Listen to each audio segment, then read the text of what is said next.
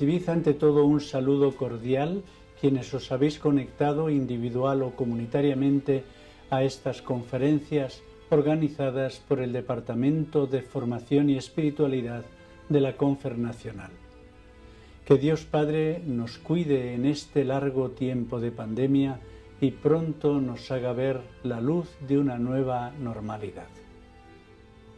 Quizá os extrañe el título que he dado a estas conferencias, Longevidad y tiempo extra, vida consagrada del siglo XXI. Ya de principio he de decir que no intento en ellas hablar del tema del envejecimiento, tampoco de la ancianidad, ni de las técnicas más adecuadas, somáticas y espirituales para envejecer bien. La intención es otra. Una de las características del ser humano contemporáneo es la prolongación de la vida. Cada vez se vive más.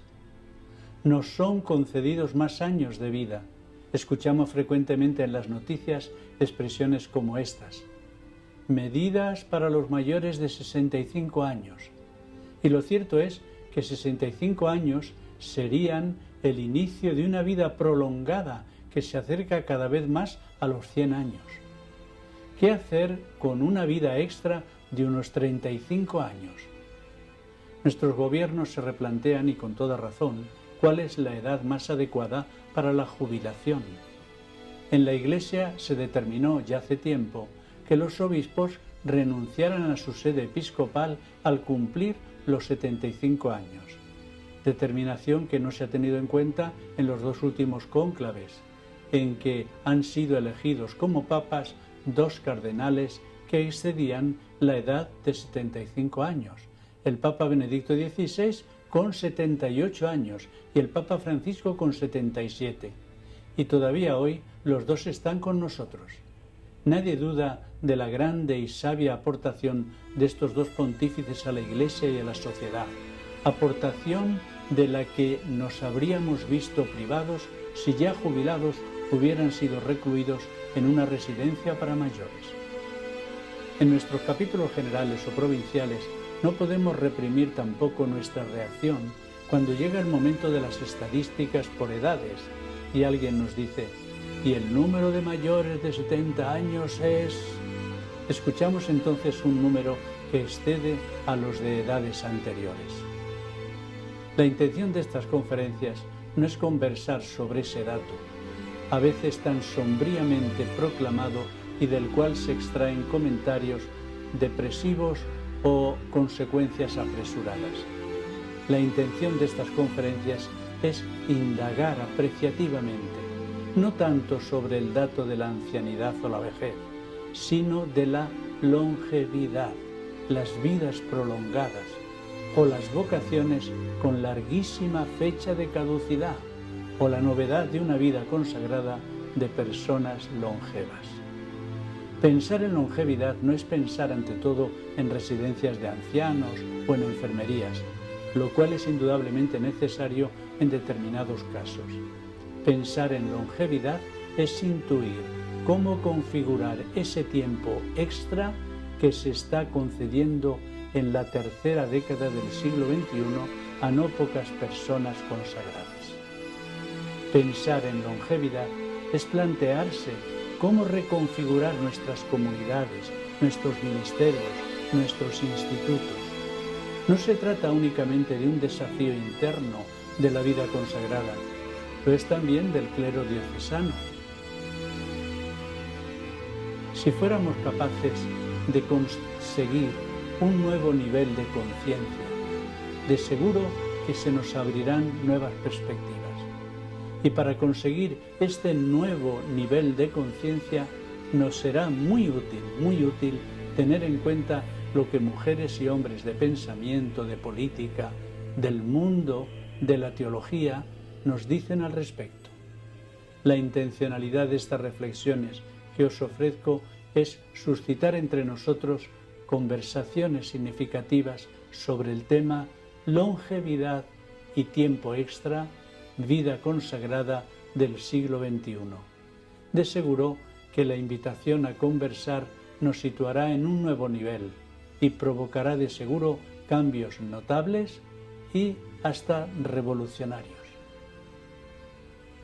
Desarrollaré el tema en 4 partes. Primera, la longevidad como don y desafío en la vida consagrada occidental y en la sociedad, donde cohabitan diversas generaciones con referencias y memorias diferentes. Segundo, la longevidad redimida desde la dinámica del deseo y la admiración más allá de uno mismo, mantenerse despiertos. En tercer lugar, la conexión intergeneracional y las redes, el rostro elocuente de la comunidad en la sociedad longeva. Y finalmente, la longevidad como profecía. Vamos a Belén, el rostro profético de una vida consagrada de testigos de un nuevo nacimiento. Reflexionaremos y conversaremos sobre los 2 primeros temas hoy, 5 de febrero, y sobre los 2 siguientes en el próximo mes de marzo.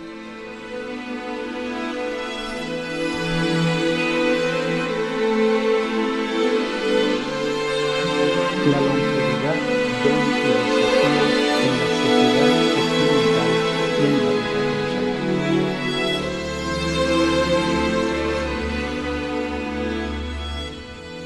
La longevidad no es un mal, sino una victoria sobre la brevedad de la vida.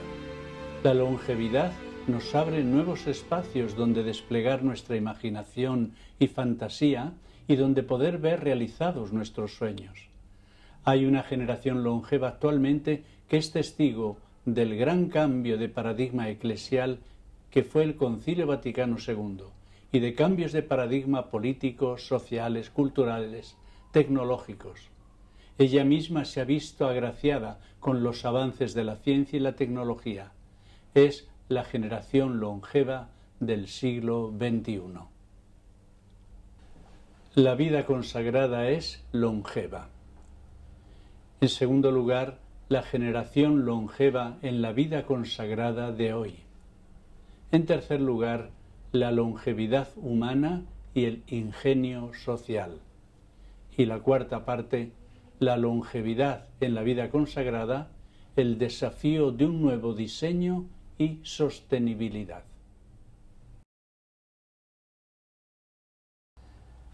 La vida consagrada es longeva. La vida consagrada que surgió ya en los primeros siglos de la Iglesia, que después se ha ido desplegando en multitud de formas diferentes y que, a pesar de múltiples turbulencias históricas, persiste hasta hoy, es un auténtico milagro de longevidad, más que los partidos políticos, más que incluso no pocas naciones. Ser llamado por Dios a esta forma de vida es un privilegio, es una gracia, es formar parte de una gran tradición en la que se han ido sucediendo muchas comunidades humanas proféticas, liminales, orientadas hacia el misterio de Dios, afectadas también por múltiples limitaciones y defectos. Es también la gracia de ser un eslabón viviente dentro de una vida colectiva todavía inacabada, pero que continuará y continuará y continuará. Debido a las circunstancias históricas que vivimos ahora en el siglo XXI y en la tercera década de este siglo, la vida consagrada muestra hoy, sobre todo en Europa, pero también en América del Norte, Central y del Sur en su medida, una admirable longevidad. Aunque con nuestro espontáneo pesimismo interpretamos la vida consagrada longeva de Occidente como envejecimiento y falta de relevos, lo cierto es que sin nuestras hermanas y hermanos longevos nos encontraríamos ahora en situación casi terminal. Menos mal que en su providencia el Creador nos ha concedido en ellos, en ellas, unos años más de vida. Y digo en su providencia, porque creo intuir en este hecho de la longevidad una señal del Espíritu, una peculiar voluntad de Dios Abba que es necesario interpretar. La generación longeva en la vida consagrada de hoy.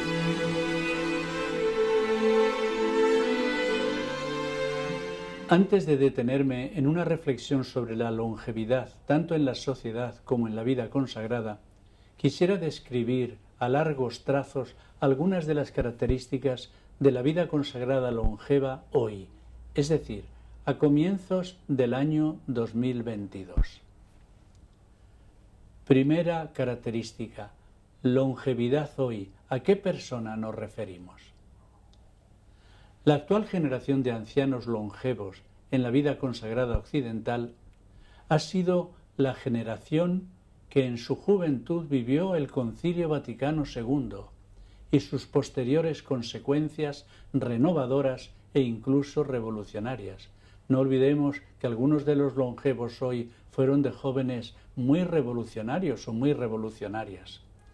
Esta es la generación que compartió con la humanidad la revolución cultural del 68, que se sublevó contra el tradicionalismo eclesial, que en los años 70 releyó el concilio como praxis, desde las claves de la teología política y la teología de la liberación.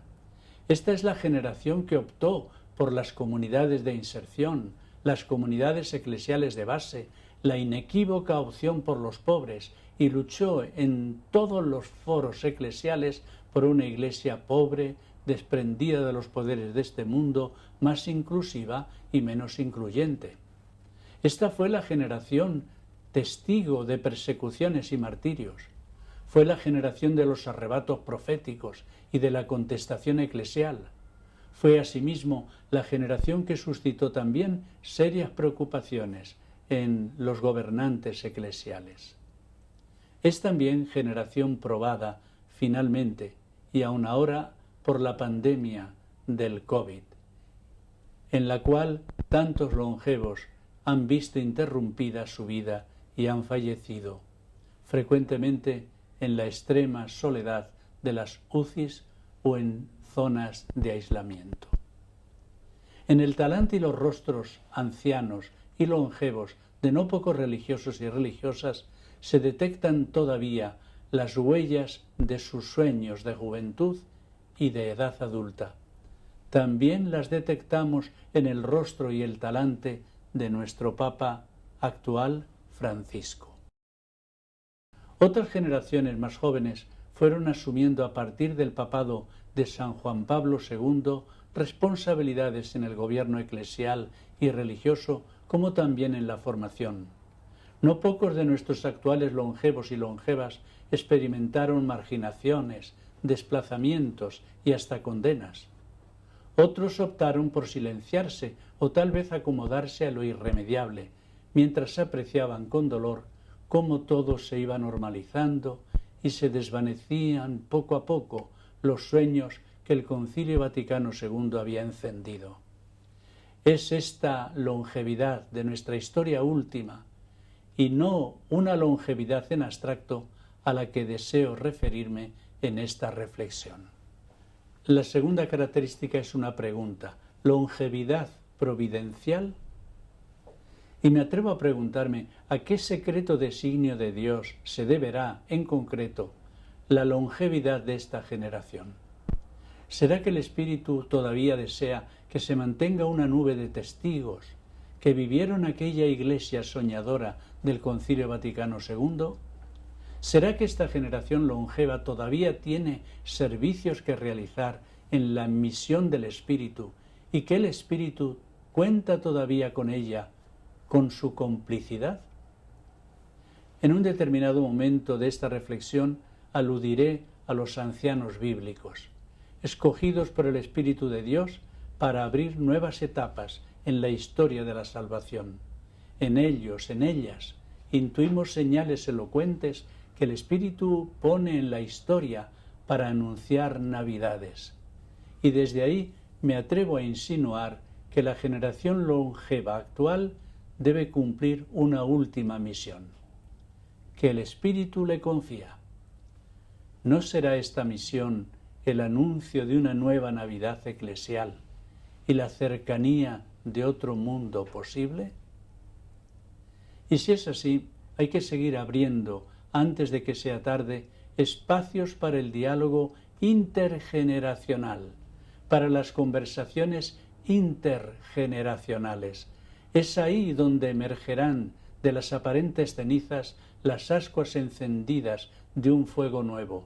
La generación longeva tiene todavía una misión que cumplir, la transmisión a las demás generaciones de su verdad, de su experiencia, de sus sueños.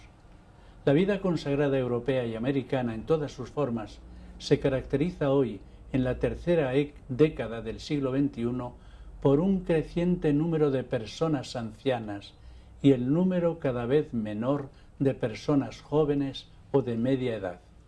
El fenómeno se debe, desde un punto de vista estadístico, a un gran descenso de los índices de natalidad y al fenómeno de la longevidad. Hemos intentado paliar y compensar el debilitamiento comunitario y misionero con el recurso legítimo, ciertamente, y la potenciación de la misión compartida y las familias carismáticas. Pero estas iniciativas tan importantes en sí mismas no han redundado claramente en una mayor aportación vocacional, juvenil a nuestros institutos. Se hace necesario despertar o acoger la profecía de los longevos. Hay que sacarlos de su reclusión y aislamiento. Y a las otras generaciones es necesario facilitarles la transición que han de protagonizar hacia un nuevo modelo de vida consagrada. No habrá un nuevo Pentecostés solo con las visiones de los jóvenes. También necesitamos los sueños de los ancianos.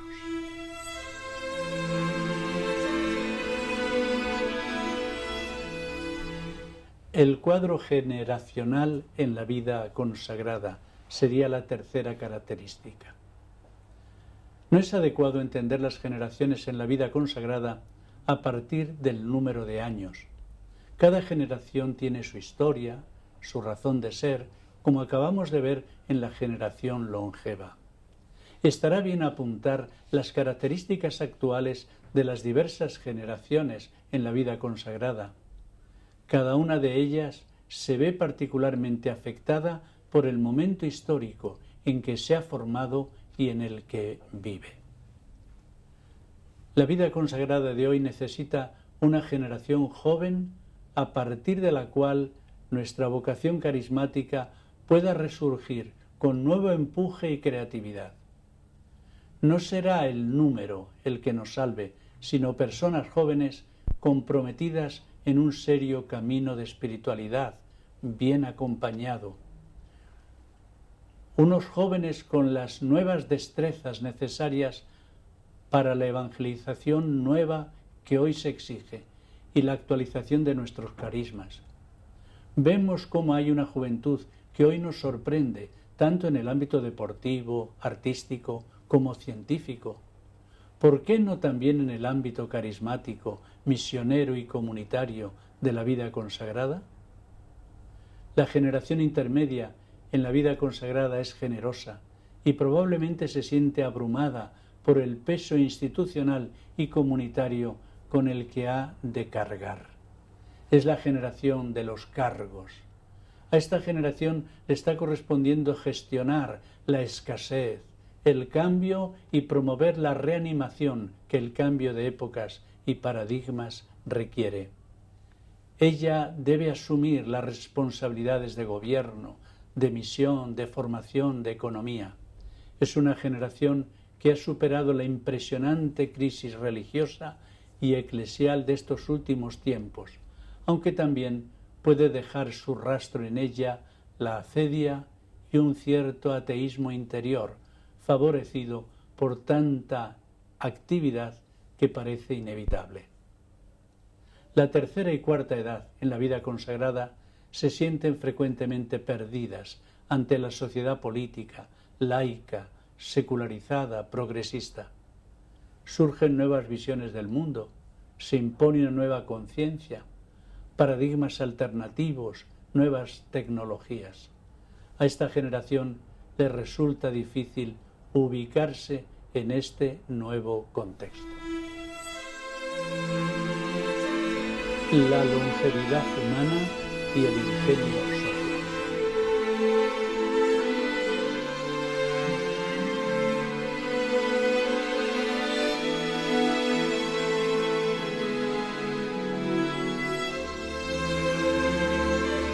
La longevidad y sus datos.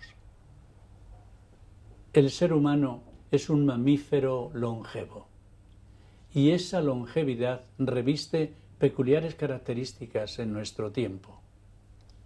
Mientras que a principios del siglo XX se entraba en la ancianidad a los 50 años, hoy se entra a los 80. En nuestro tiempo hay menos nacimientos y la vida se prolonga más.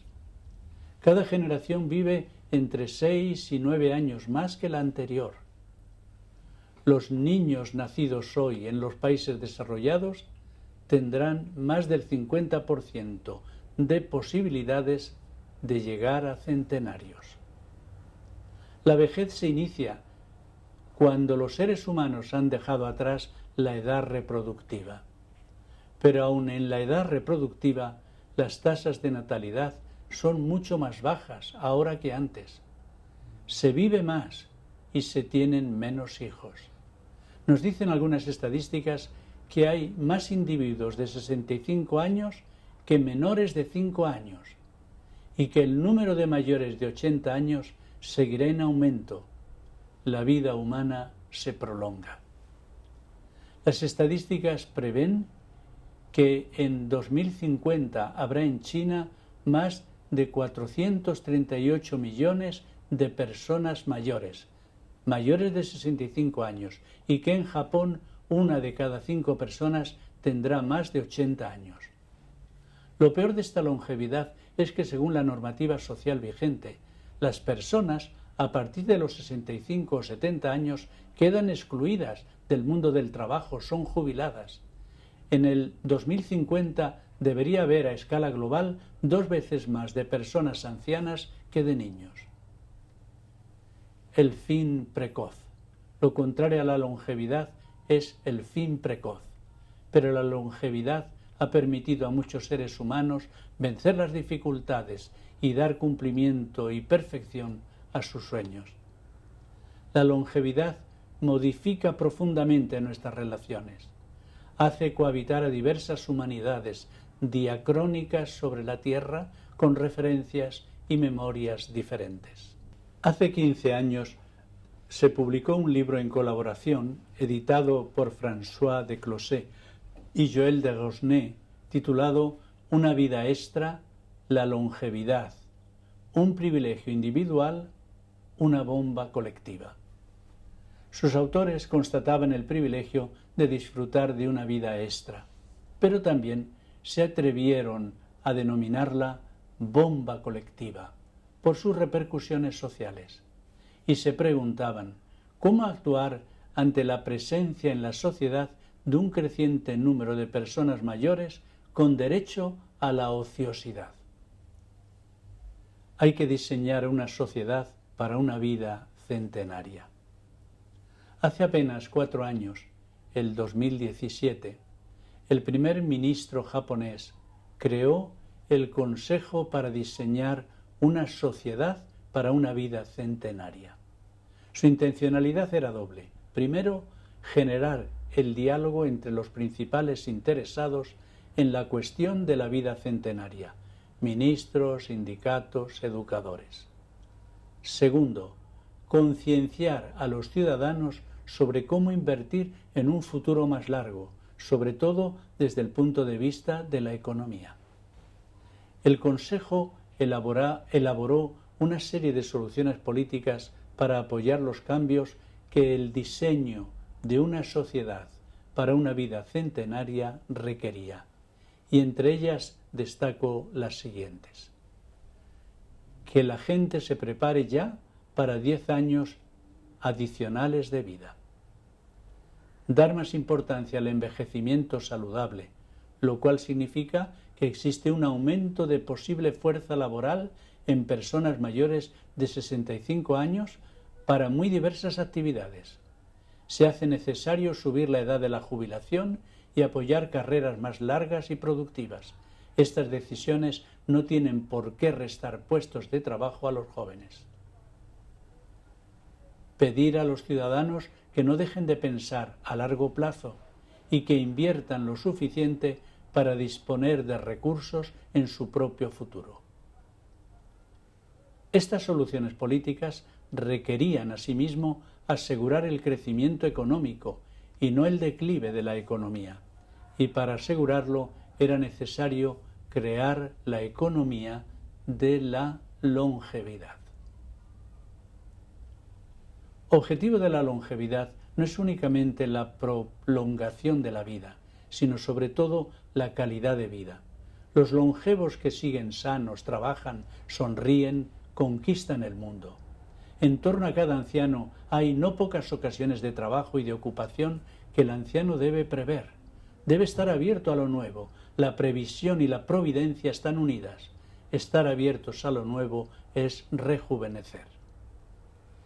Este diseño social, en lo que respecta a la distribución del trabajo, hará que corresponda a los jóvenes hasta los 40 años la parte activa, a los maduros hasta los 75 la parte directiva, a los ancianos la enseñanza, el control, la vigilancia y la complementariedad. Su trabajo será breve en el horario, pero concentrado en la eficacia. El ingenio tecnológico y el ingenio social. El gobierno japonés, al cual me refería antes, ofreció un impulso ejemplar a una tarea que requieren todos, también en la vida consagrada, mucho ingenio. Hay dos tipos de ingenio, el ingenio tecnológico y el ingenio social. El ingenio tecnológico crea nuevas posibilidades basadas en nuevos conocimientos.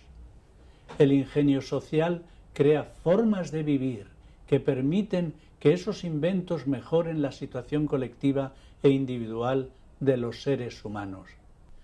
Sin el ingenio social, la creatividad tecnológica no produce beneficios indiscutibles. Desgraciadamente, existe hoy un desfase cada vez mayor entre el ingenio tecnológico y el social. La creatividad tecnológica avanza a toda velocidad, pero el ingenio social se queda atrás y muchísimos seres humanos quedan excluidos. Por ello, es tan necesaria la visión y la capacidad creativa del ingenio social, que debe ser tan innovadora como la creatividad tecnológica. El ingenio social, además, debe resolver las dificultades sociales emergentes, financiar las pensiones, la asistencia sanitaria de los mayores, sin que ello repercuta negativamente en las generaciones más jóvenes. La longevidad es un tema que nos afecta a todos. Nos invita a reflexionar, por tanto, sobre todas las edades y cómo ellas mismas se ven afectadas por la longevidad. Para entender el mundo y actuar sobre él, las generaciones deben entrelazarse de modo interminable con lazos de amistad, interés, conversación. Se deben comunicar de todos los modos posibles. Los longevos que siguen sanos, trabajan y sonríen, conquistan el mundo. En torno a cada anciano hay no pocas ocasiones de trabajo y de ocupación. Deben ser previsores. El longevo debe estar abierto a lo nuevo, que es después providencial. La previsión y la providencia están unidas. Estar abiertos a lo nuevo es rejuvenecer. Y en conclusión, que si queremos prosperar como seres humanos, debemos dedicar nuestro extraordinario ingenio humano a inventar un nuevo rumbo de vida y reimaginar nuestras normas, nuestras costumbres e instituciones sociales. Una es nuestra edad biológica, la de nuestro organismo, y otra es nuestra edad sociológica, cómo nos tratan los demás en la sociedad. Y otra es la edad subjetiva, que responde al cómo yo me siento. También está la edad tanatológica, es decir, los años que nos quedan de vida, atendiendo a las estadísticas demográficas y las tasas de mortalidad. La longevidad en la vida consagrada, el desafío de un nuevo diseño y sostenibilidad. En primer lugar, no a la resignación y a la pasividad. En la vida consagrada no debemos resignarnos a la muerte de nuestra presencia en Europa y en América.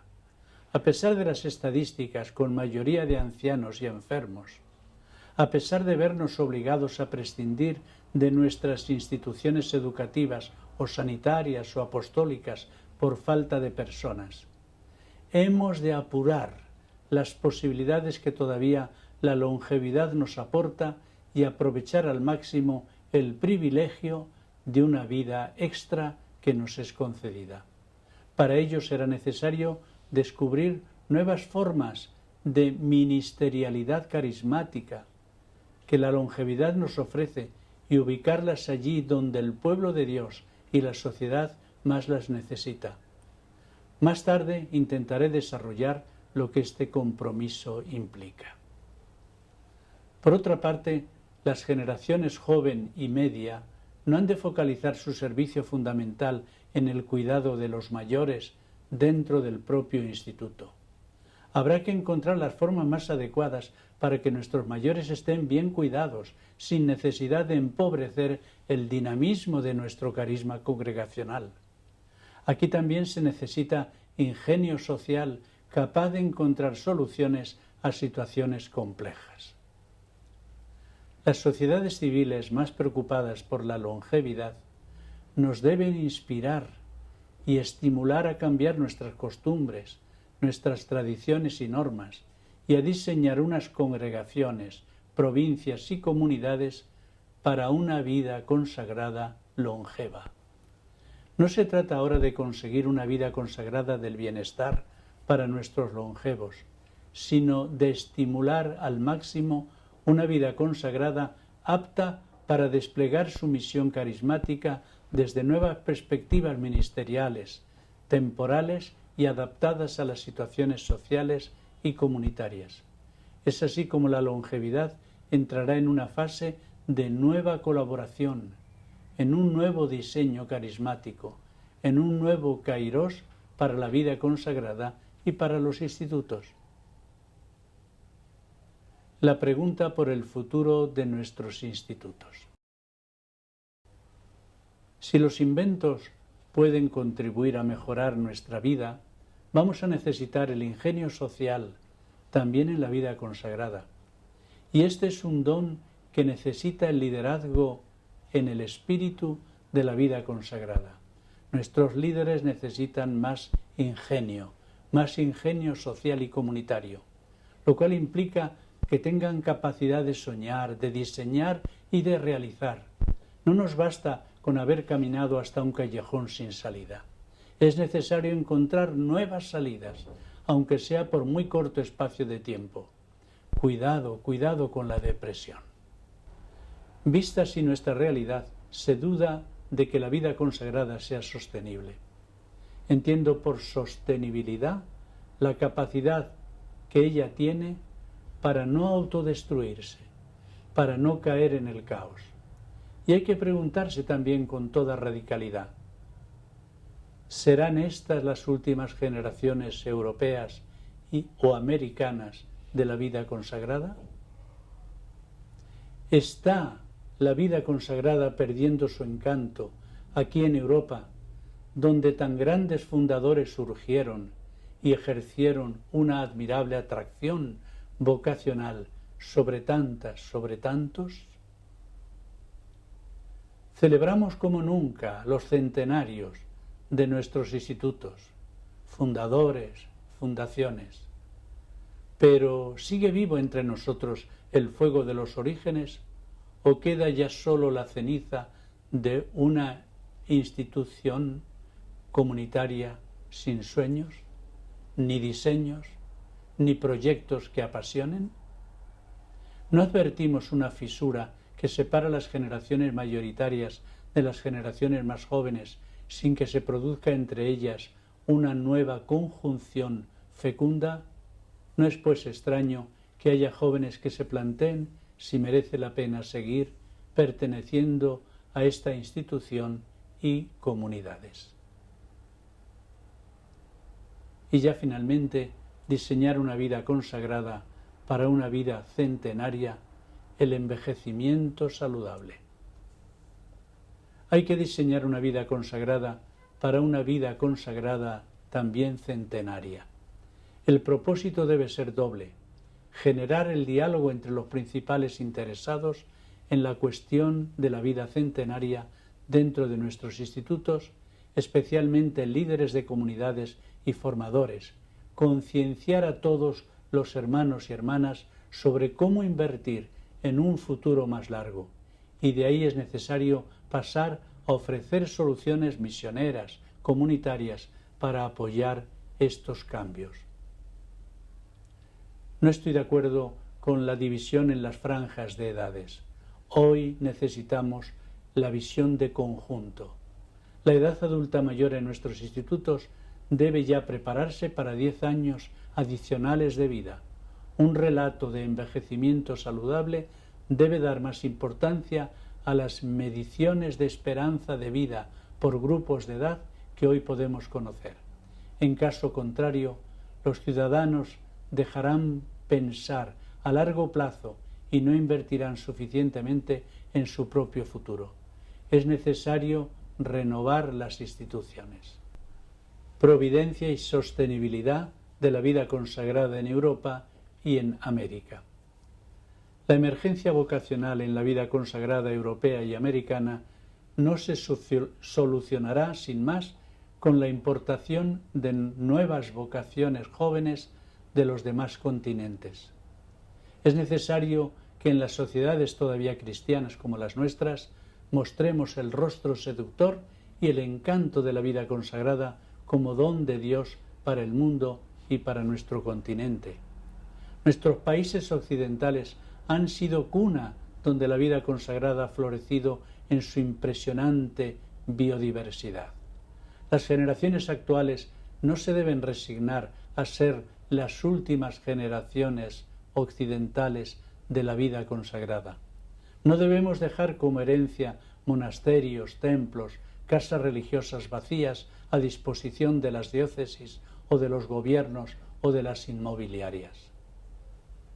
La generación longeva lleva en sí misma los gérmenes del Concilio Vaticano II, el acontecimiento carismático más importante de nuestro tiempo. La generación media y joven conecta de una forma admirable con la nueva cultura y puede ser el lazo de unión con una sociedad secularizada, pero en el fondo sedienta de espiritualidad. El Espíritu de Dios, que es el espíritu de la providencia, el espíritu de la sostenibilidad, es también el espíritu creador. Él puede hacernos renacer en nuestra longevidad y creciente pequeñez. Lo hará con sus milagros, pero también con nuestra colaboración entre todos. Necesitamos inaugurar ya, desde ahora, lo que esperamos. Pero, ¿cómo sabes si estás enamorado de verdad? Algo en tu interior se emociona. La presencia de ese ser lo descontrola todo y hace que el corazón normalmente se dispare. Y hay una atracción, un deseo. Es algo muy bello. Así que no hay que hacerse demasiadas preguntas. Es algo que surge sin más. Estás normal y de repente llega la felicidad. La esperanza de la felicidad pasan muchas cosas. En fin, es una turbación, una gran turbación. Sobre todo la primera vez. ¿Sabes que tu padre me ha hablado de Khaled? Mi padre habla demasiado. Yo no quiero. Eso que me acabas de explicar, cuando veo a Khaled no lo siento. Entonces es que no es demasiado serio. El que quiere es mi padre. Ah, ese es otro problema. Sí.